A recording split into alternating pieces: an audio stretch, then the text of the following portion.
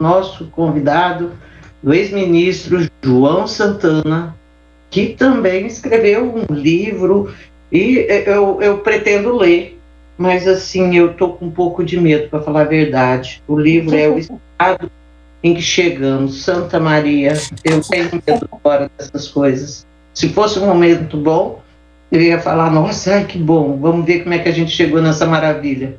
Mas não é o caso. Ministro, muito bom dia para o senhor, seja muito bem-vindo aqui no Bastidores do Poder. Bom dia a vocês, é um prazer estar aqui nos Bastidores do Poder, e também bom dia a todos os nossos, não só ouvintes, porque hoje a internet também faz com que a gente seja ouvido e visto. Então, bom dia a todos, estou à disposição de vocês para a gente bater um papo aí sobre todos os temas que nos interessam. Bom, em que estado chegamos, ministro? Pois é, esse livro, feito a partir de experiências que eu tive, de participação que eu tive em pelo menos 2 governos federais e um governo estadual, é a constatação de que o Estado brasileiro, né, apesar de tudo que ocorreu, da Constituinte de 88, das várias mudanças legais, ele continua aquele mesmo Estado que os militares construíram a partir de 66, 67, 69, principalmente. Então, é uma máquina estatal que foi feita para desenvolver outro tipo de planejamento, né? Então, lá atrás, os militares montaram um Estado para quê? Um Estado para fazer uma política de substituição de importações, para fazer uma modernização da infraestrutura nacional, para modificar uma série de relações jurídicas que existiam entre o Estado e o privado, para modificar o conceito tributário que então vigia no Brasil.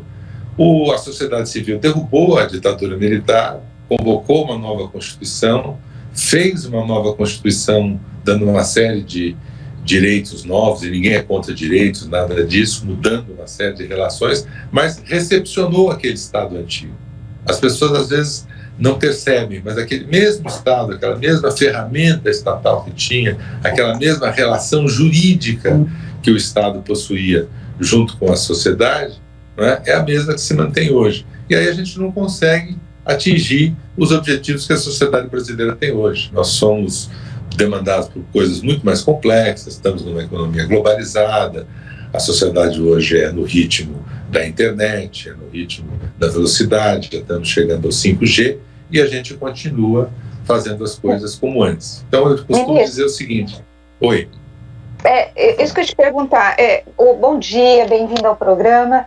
Por que em tantos anos da redemocratização nós não conseguimos modernizar essa máquina? O que impede? É a própria forma como a máquina foi construída, são os interesses políticos ou a forma de governo?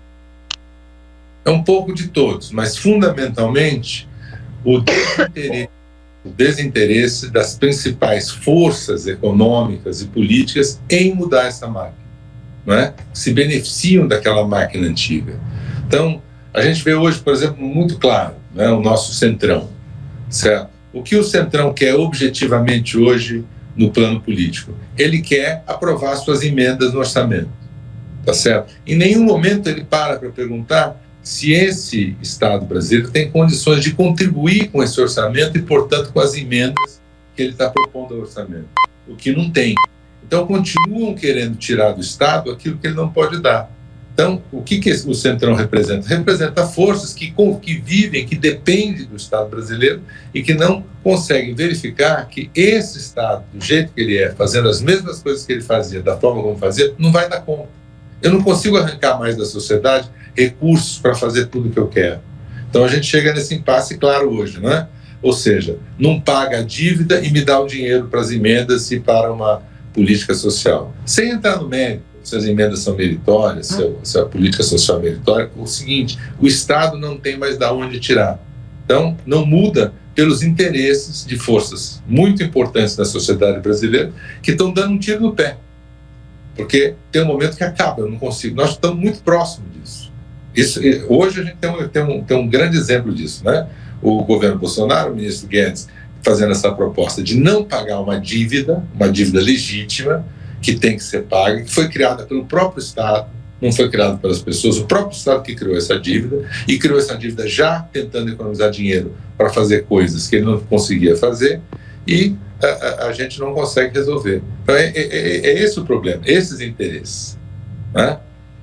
Vamos, assim, para exemplificar, vamos pegar esses precatórios. Todo mundo fala dos precatórios. Não pode pagar, cresceu demais. Primeiro, mentira. As procuradorias jurídicas do Estado sabem exatamente o que o precatório está crescendo, porque acompanham cotidianamente todo e qualquer processo que tem decisão. Mas por que esse precatório chegou a esse volume? Primeiro, previdência. 60% das demandas, das dívidas que o Estado tem, são dívidas previdenciárias, que elas se formaram por quê? Porque o Estado não pagou corretamente quem detinha o direito previdenciário. E por que não pagou? Porque o Estado tem essa visão. Eu deixo de pagar você hoje e jogo essa dívida lá para frente. E uso esse dinheiro. Ministro, saiu o som. Oi, está me ouvindo de novo? Agora sim, agora sim. Então, é isso. O Estado deixa de pagar a Previdência, gente que contribuiu por 30, 35 anos com a Previdência, ele economiza um dinheiro hoje, gasta com coisas que interessam a essas forças políticas, mas essa dívida vem, Previdência. A outra grande parte dos precatórios são dívidas que o governo federal deve aos estados e municípios relativamente à partição dos tributos para educação, Fundeb e saúde, onde os estados entraram na justiça cobrando o que lhe é devido. Então as pessoas, quando vende-se muito isso, né? Os precatórios é um bando de gente que fez uma indústria que está arrancando dinheiro que ele não tem direito do Estado. Isso é mínimo. O credor de grandes obras, de questões importantes contra o Estado, não chega a 3% dessa dívida. O grosso dessa dívida é previdenciária, dívida que estados e municípios têm direito a receber e que não recebe, dívida relativamente a salários e diferenças salariais e dívidas tributárias mal cobradas pelo Estado. Não é? Então, o que isso? É aí que eu quero chegar. Quer dizer, é uma máquina estatal que ela foi feita para fazer outras coisas. E aí você quer continuar utilizando essa ferramenta, é como um mecânico que era fantástico para consertar carros a carburador. Ele continua sendo um mecânico muito bom, mas ele não consegue consertar os carros hoje que são de injeção eletrônica. É o que acontece no Estado brasileiro. Ministro, a gente, em primeiro lugar, eu acho que o que nós temos de deixar claro é que o Estado, esse dinheiro é o nosso, né? Sim. Porque muita gente acha que o Estado ele tem uma máquina de imprimir dinheiro e que o dinheiro é do Estado. Não, o Estado é o nosso dinheiro, é o que a gente paga de tributo e não há mais espaço, eu acho, na vida de ninguém, pelo menos de uma parcela aí que vai até a classe média, para poder levar a carga tributária. É essa a impressão que eu tenho. O senhor concorda que não existe esse espaço? Sim, concordo plenamente. Veja, uma carga tributária terrível, todos nós pagamos muitos tributos, não só, e particularmente as classes menos favorecidas pagam muito mais tributos, porque mesmo se ela é isenta do imposto de renda, então hoje o governo assinou até aumentar a parte de isenção, mas ela paga os tributos indiretos, particularmente no alimento, na energia, na gasolina, tá certo? O próprio salário é tributado no Brasil, não é? Então, e esses tributos cada vez mais aumentam. Então, não há capacidade, certo? Não há capacidade de tributar mais ainda a sociedade. É isso que a gente tem que entender. Você foi no ponto certo. Como disse o antigo presidente do Banco Central, Armínio Fraga, né? Uma frase que foi ruim, mas é muito feliz, que é o seu, o meu, o nosso. Né? Perguntaram para ele, de onde vinha o dinheiro? Ele falou assim, esse dinheiro é o meu, o seu, o nosso. Então, é em cima da sociedade. Aí, no entanto, quando o senhor fala dessas velhas políticas, né, que continuam agindo e se comportando da mesma maneira, me vem à cabeça, assim, por estarmos falando de agora, da história das emendas, 17 bilhões nas mãos do Congresso Nacional para poder distribuir isso de acordo com o interesse político de cada um, e o Brasil que se exploda, né? Isso. As ferrovias que se danem, a indução do desenvolvimento que se dane. Então, isso é fácil, eu acho, para as pessoas visualizarem. Mas eu queria que o senhor falasse um pouco, assim, de uma coisa que fica meio escondida e que dificulta tudo, que são esses grandes mesmo, e que se beneficiam dos tais subsídios, uma coisa que, de uma maneira muito pesada, influi, inclusive, na possibilidade da gente fazer uma reforma tributária séria. O que são esses subsídios? Olha, essas tensões, que trem é esse? Olha, o subsídio em si, quando você pensa nele, é o que é? Sempre essas coisas têm uma base justa, né? Que é o seguinte: olha, eu vou subsidiar determinado setor da economia para que ele possa crescer e competir com alguém ou de fora, ou alguém que é mais crescido, uma nova tecnologia, etc. O problema no Brasil é que o subsídio, ele perdura muito mais do que deveria, então passa a ser isso. E passa a ser um instrumento de setores econômicos importantes da vida nacional retirarem uma transferência de recursos públicos para privados. O subsídio é danoso. Eu vou dar um exemplo agora. Na chamada lei de privatização da Eletrobras, que na realidade é apenas uma lei de capitalização da Petrobras, foi colocado um jabuti lá que fala dos subsídios do Proinfra. Proinfra são pequenas hidrelétricas, né, as famosas PCHs, que geram energia elétrica, e que há 20 anos atrás tiveram um incentivo fiscal brutal para que elas fossem construídas e gerada energia. Vamos até imaginar que isso fosse uma coisa, tá bem, vamos incentivar setores menores a produzir energia, que vai ser mais barata no final, vamos até aceitar que isso fosse correto. Venceu-se os 20 anos. Eu tenho todas essas pequenas hidrelétricas já pagas, produzindo energia, cobrando o mesmo preço de energia que as grandes, ou seja, rendendo um dinheirão. Aí eu prorrogo por mais 20 anos esse incentivo. Eu estou tirando o dinheiro da sociedade e entregando, e no caso eu vou dizer para vocês, são meia dúzia, tá? São literalmente meia dúzia de grandes proprietários de pequenas centrais hidrelétricas protegidas pelo Proinfra. Isso é um crime. E isso passa no Congresso Nacional e ninguém vê. Né? Esse subsídio você tem total razão. Porque uma coisa é meritório até eu falar o seguinte: vamos fazer a Lei Rouanet. A Lei Rouanet é a doação, é a renúncia fiscal para financiar uma indústria cultural. A sociedade quer isso, é justo que isso ocorra, certo? Isso é tudo bem. Agora, isso vai ser pulverizado. Isso a própria sociedade tem maneiras de fiscalizar, né? E de um jeito ou de outro você vai gerar centenas de milhares de empregos e tal, que vai arrecadar o recurso de outra maneira. Mas uma coisa como o Proinfra, não tem. É um absurdo, né? E aí a gente vai para outros subsídios. O Brasil tem esse Estado velho, tem uma tradição de subsídios. Vamos lá, a lei de informática.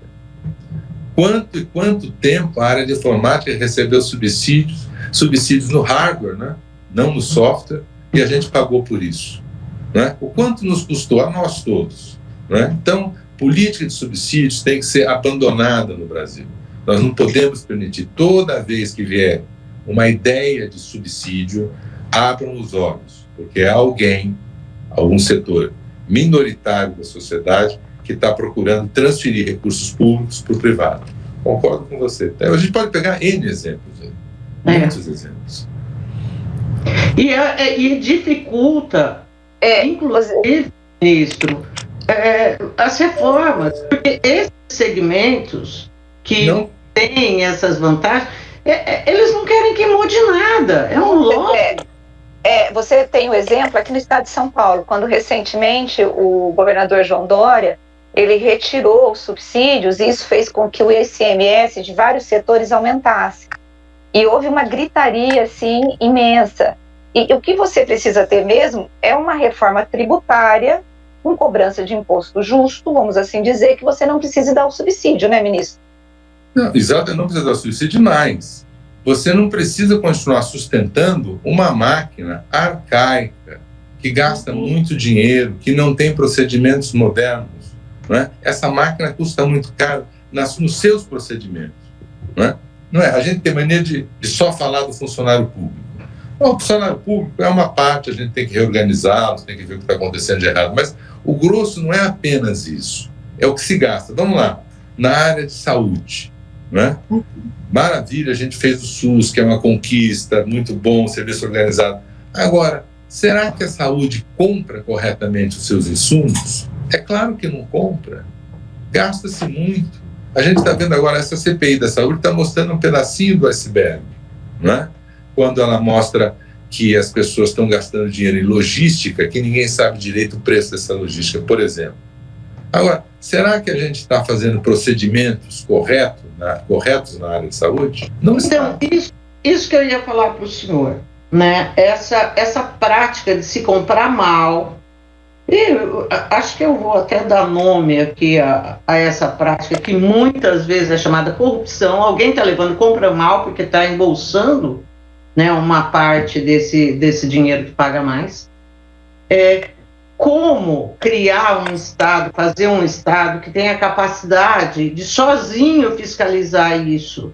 Não, sozinho não, Tete. Você precisa ter transparência para a sociedade estar junto. E isso não é impossível.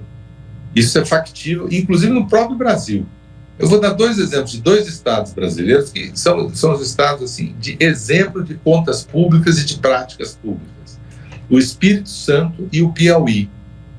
São 2 estados que hoje não têm déficit público, pagam todas as suas contas em dia, reduziram dramaticamente os seus gastos e aumentaram os seus investimentos. Como é que foi isso? No Espírito Santo, particularmente quem iniciou isso foi o ex-governador Paulo Artung, na sua primeira gestão, e conseguiu com que os seus sucessores mantivessem, porque ele estabeleceu um pacto com a sociedade do Espírito Santo. Ele foi lá, levou transparente e mostrou para todo mundo: olha, o dinheiro que a gente tem assim, a melhor maneira de gastar é dessa maneira. E vocês têm que me ajudar a fazer isso. Então, acabou. Hoje, todas as licitações são extremamente transparentes, né? Com práticas muito claras. É o seguinte, eu fico impressionado, por exemplo, na área de saúde, como é que as secretarias de saúde, o Ministério da Saúde, ainda compram de distribuidoras de remédio? Por que não compram diretamente no laboratório? Porque tem um intermediário. Qual é? Meu Deus! Todos nós sabemos o preço da dipirona. Todos nós sabemos, todo mundo consome dipirona. Eu entro na internet e sei, hoje tem quantidade de redes de farmácia que tem aí, e que elas não... Então todo mundo sabe quanto custa. Se eu estou pagando 10 centavos, por que o governo está pagando R$1? Então, essa própria situação que a gente viu agora em relação às vacinas, né? Quando as próprias fabricantes disseram, seguinte, a gente negocia com os governos, né? Quer dizer, por que isso não é em outros segmentos, em outros... Não porque, na verdade, eu acho, e aí que há interesses escusos. É por isso que não... É a movida. Para não fazer uma acusação direta, vou até dar... Há interesses distorcidos. Né? O interesse que não está pensando no global, está pensando no seu negócio. Né? Você falou das emendas orçamentárias. A peça orçamentária é fundamental para todos nós.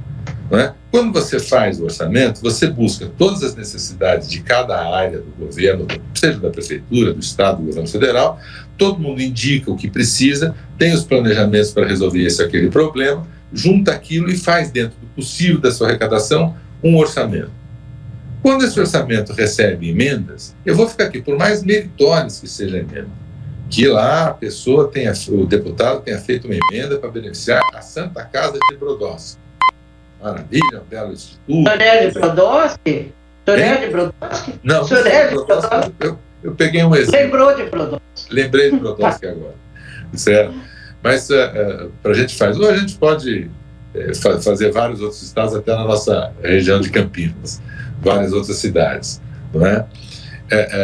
Para pegar Santo Antônio de Posse, vamos pegar várias outras cidades. Mas o sujeito fez a emenda. E, em tese, é muito meritória. Mas cada vez que você faz essa emenda, você diminui a capacidade de ação daquela peça orçamentária. Está me entendendo? Se eu construir uma peça orçamentária buscando resolver essa e aquela situação, quando eu faço a minha emenda, eu tiro um pedaço da solução dessa situação e jogo para uma outra. Por mais meritória que seja, eu estou diminuindo a capacidade de interferência do Estado. Aí eu perco dinheiro. Aí, novamente, eu estou perdendo capacidade. Né?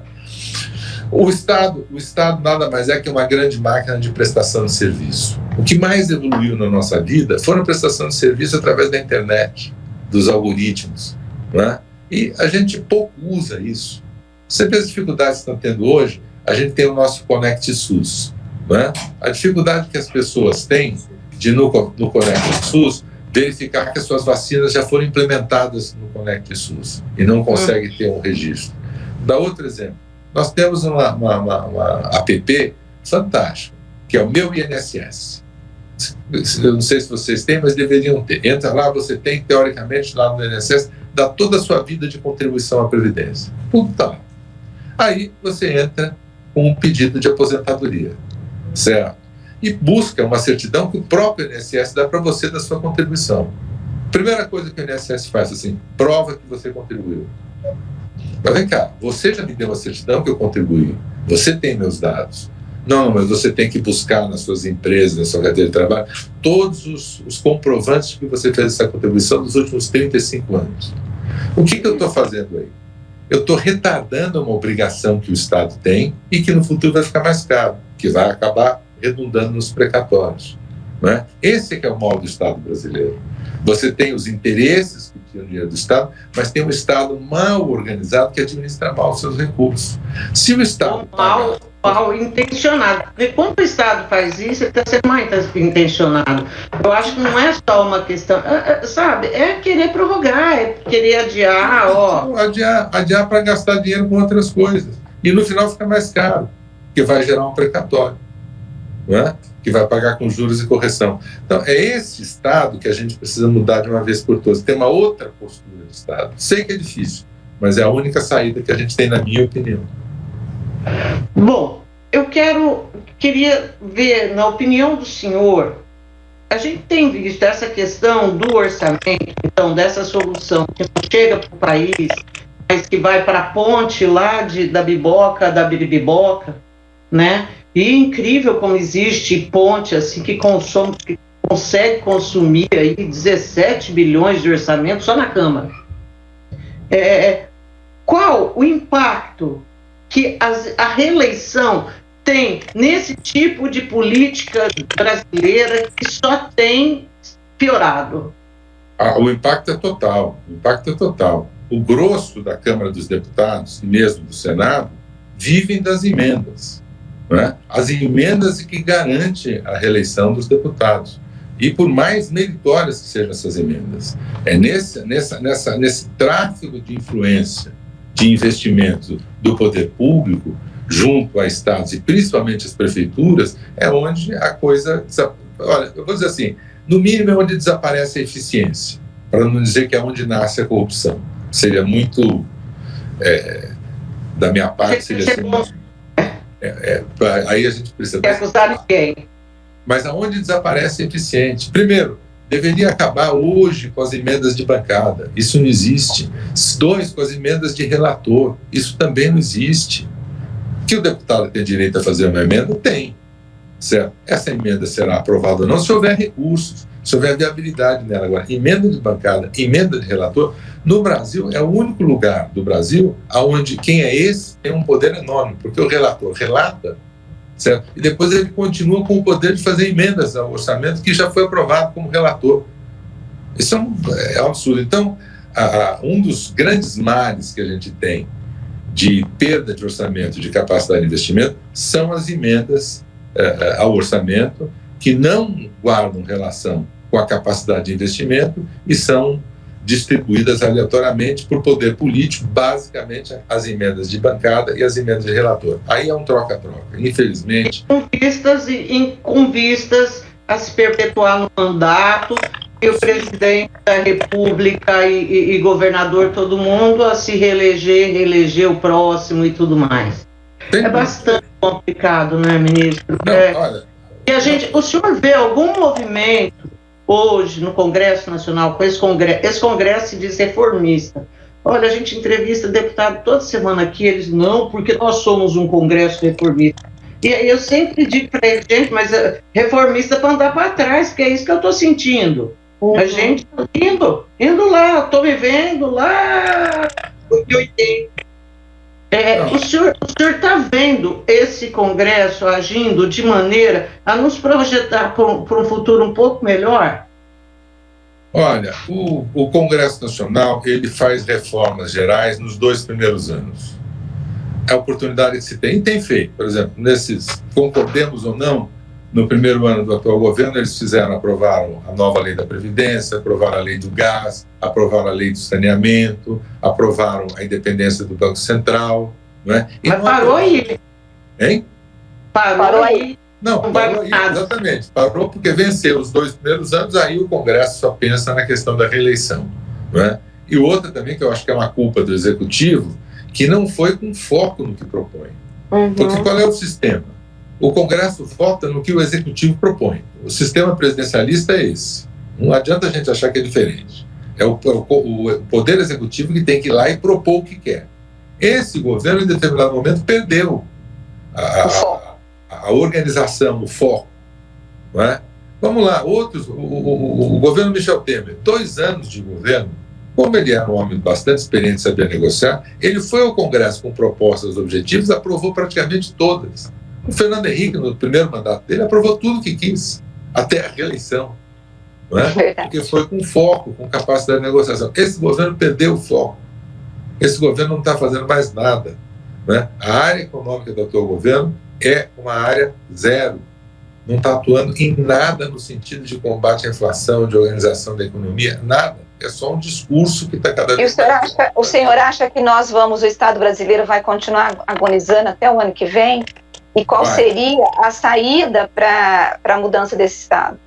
Eu acho que, infelizmente, nós temos que esperar as próximas eleições. Eu não acredito que aconteça nada muito em cima para que aconteça alguma coisa nas eleições, e esperar também que os políticos construam, porque a sociedade está pedindo todo dia uma terceira via.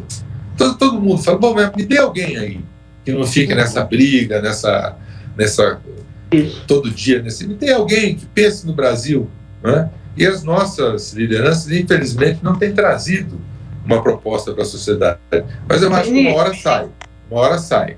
Né? Mas a minha preocupação, ministra, é o seguinte. Então, eu olho também e vejo tudo parado. Se estivesse tudo parado, mas numa situação em que as coisas estivessem mais ou menos equilibradas, seria uma coisa. Mas há muita gente dizendo que a gente vive nesse momento uma estagflação. Não tenha dúvida, está muito perto da estagflação. Agora, o pior que eu acho, além da estagflação, que a gente pode entrar, é o seguinte: a concentração de renda tem aumentado. Também. Mesmo a retomada da economia que a gente deve... Claro, a economia brasileira é muito, muito grande, certo? A economia brasileira é muito grande, muito articulada, e ela acaba se retomando independente da nossa vontade. Agora, mesmo essa retomada que nós estamos assistindo da economia, que está melhorando num segmento muito pequeno da sociedade. O trabalhador, o que vive de salário, está numa situação cada vez pior. Nós estamos empobrecendo e está havendo uma concentração de renda. E nada está sendo feito para que isso seja minorado. Essa é a minha... Você junta tudo isso que o senhor está colocando, a concentração aumentando, um processo de estagflação se solidificando, a gente tem aí as pessoas, a inflação subindo, a economia parada. O que a gente pode projetar? Onde que nós vamos estar lá no ano que vem? A gente saqueando as coisas... saqueando logo, porque... É o tipo de projeção que eu espero errar. Se eu errar, eu vou ficar muito feliz. Mas eu acho que é sombrio o prognóstico para o ano que vem.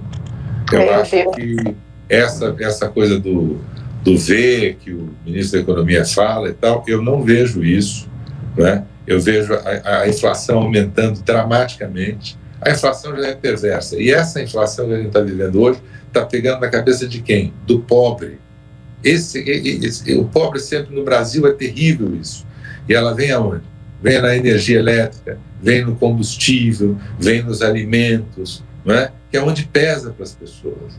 As pessoas vão no supermercado, é comum, eu converso com pessoas de menos renda e falo, olha, João, eu há 3 meses pagava 200 de ovos a 3, eu estou pagando 200 de ovos a 12. Quer dizer, meu Deus do céu, é essa a questão. Carne, as pessoas, todo mundo fala para mim. 3 meses eu conseguia comprar 1 quilo de carne, hoje eu não consigo comprar mais. É isso. Né?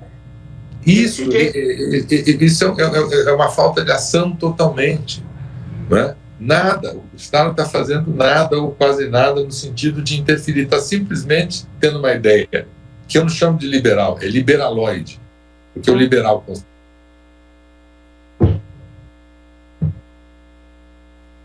Tá sem som. Som. Agora voltou. Mas voltou. O liberal consciente, ele sabe que tem que fazer algumas interferências, ele sabe que essa coisa de deixar no laissez-faire para o Estado, o mercado simplesmente resolver, não funciona particularmente no Brasil. Não é? Mas estamos numa visão hoje que se faz um discurso que o mercado vai acertar. O mercado vai acertar. O mercado vai acertar os seus interesses. Sim. A população pobre não vai sofrer. Como que o mercado pode acertar se você tem ingredientes básicos da economia que não dependem do mercado? A eletricidade. Isso. Olha, sabe, o dólar não, olha, meu Deus do céu, aonde que esse dólar vai parar? Vai parar. Uhum. A eletricidade, vamos lá, certo? É muito simples. Eu já fui ministro da área, eu sei como é que é. Tá? Mesmo o sistema do apagão lá de 2001 para cá ter melhorado muito, um sistema mais moderno, mais integrado, mas nós temos uma capacidade X de geração. Então teve crise hídrica e tal. Quanto que hoje eu consigo gerar de energia firme? Eu consigo gerar de energia firme X. Então é esse X que eu posso gastar. Não tem mágica. Eu não vou arrumar energia da onde não existe. Se eu posso gastar esse X, eu tenho que dividir pelos consumidores e falar o seguinte, que você pode gastar isso, o que indica, infelizmente, um racionamento. Agora, tem que haver um racionamento inteligente, tem que ter um governo atuante, que chame a indústria e diga o seguinte, olha, você vai ter mais períodos noturnos, que é onde se gasta menos energia. Nesse período você não pode ter tanto turno e tanto gasto.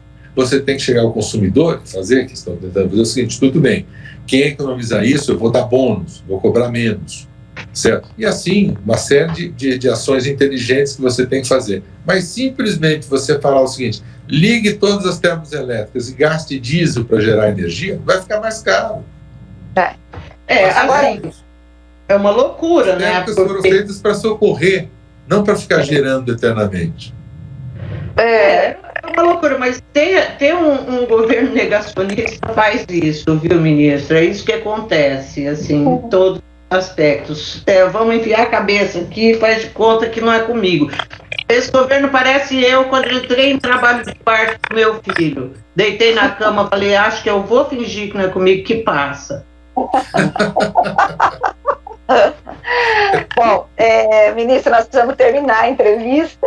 O teu livro, Atestado Chegamos, está em todas as redes, como livrarias, e a função dele, a partir de uma experiência que tive, de histórias que eu falo, é suscitar esse debate, a gente compreender que a gente tem que olhar, e quando eu falo Estado brasileiro, a gente tem mania de olhar só o funcionário público, não é isso. Os funcionários públicos é uma pequena parte da questão do Estado, e que são resolvido de outra maneira. Mas a gente tem que imaginar a organização do Estado como um todo, as relações que a gente tem, os processos que a gente sofre, não é? Por que a gente tem a questão de previdência, a gente é tratado dessa maneira, por que a lei de trânsito a gente é tratado dessa maneira. Esse Estado, nós merecemos um Estado mais moderno, um Estado melhor, que não nos prejudique tanto, que cuide do que é interessante e deixe a gente viver, deixe a gente ganhar um pouquinho de dinheiro e ser mais feliz. Exato. Ministro, muito obrigada pela participação do senhor aqui. A entrevista foi uma delícia, eu ficaria aqui até de tarde conversando com o senhor. Olha, obrigado a vocês, muito simpático, gostei muito de falar com vocês, um beijão em vocês, muito prazer. E um abração a todos os ouvintes e particularmente a nossa região de Campinas, que eu gosto tanto, tenho muitas relações pessoais aí, não só com Campinas, mas com várias cidades aí da região. Um abraço a todos e meus amigos.